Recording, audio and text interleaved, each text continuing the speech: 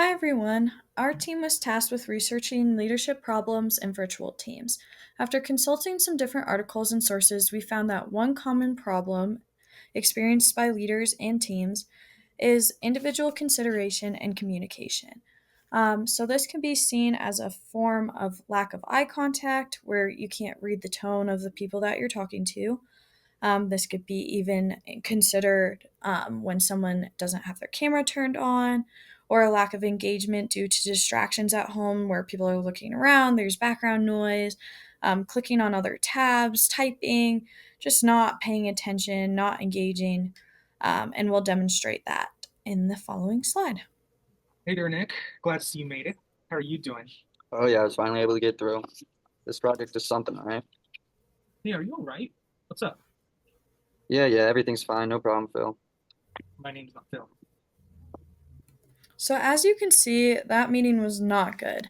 So, some solutions to combat issues of lack of individual consideration or communication that leaders can kind of implement is prioritizing eye contact to create a more natural connection. So, Trent could have turned on his camera to better lead that meeting. He also could have used engaging tools such as breakout rooms or polls. Like, for instance, Angela didn't even turn on her camera or speak the entire time, so she probably didn't feel comfortable, and Trent didn't do a good job engaging her. Also, having a regular check in to make sure that team members feel heard. For instance, it seems like there was a problem that Nick didn't even know his leader's name, things like that. So, our second problem we identified is that leaders, managers, and supervisors have a struggle sometimes trusting their team. So, being able to feel accountable and rely on their team is important. They want to make sure that the people are going to complete their tasks, and not having direct control or supervision could cause some trust issues and cause leaders to ask, like, are you sure you understand the scope of the project?